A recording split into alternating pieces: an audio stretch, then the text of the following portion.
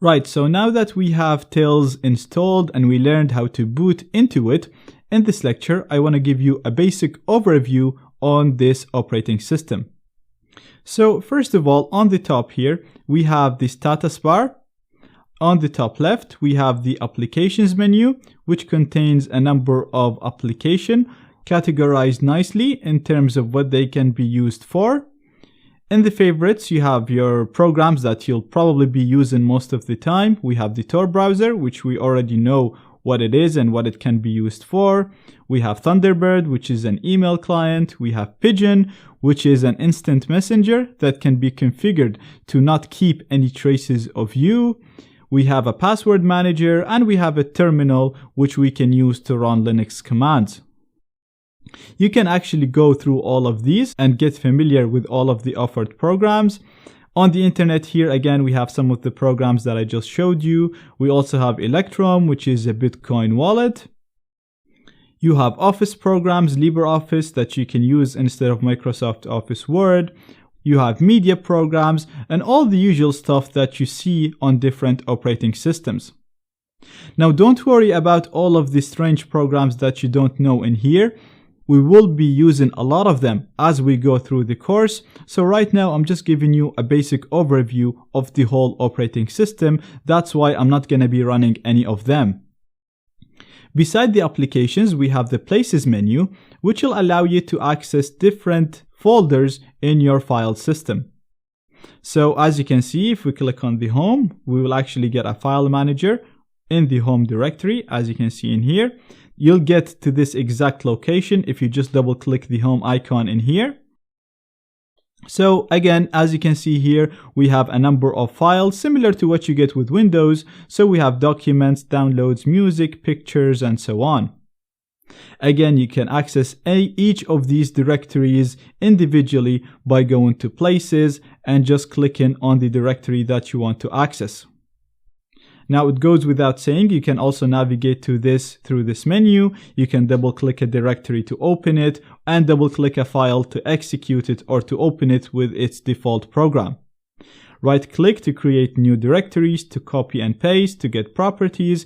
So it's all intuitive and it's all very, very similar to what you get with other operating systems.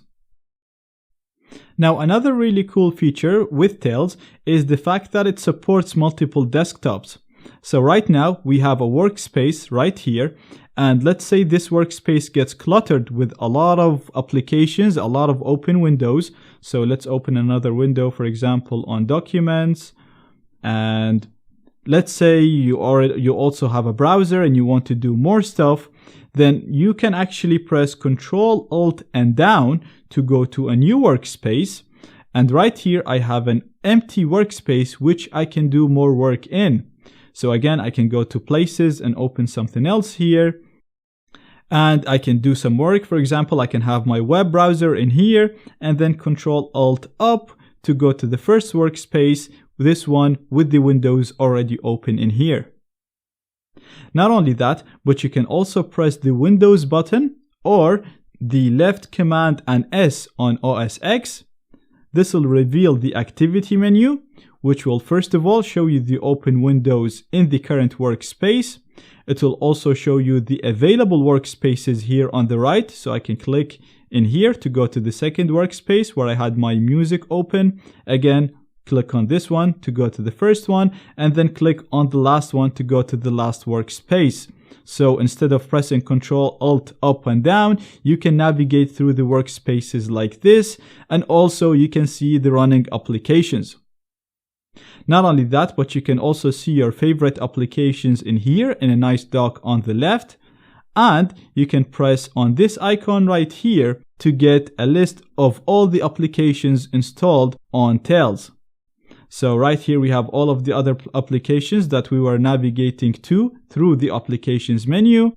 And if you can't find your application here, or if you want to access it quickly, you can literally just type its name using the keyboard.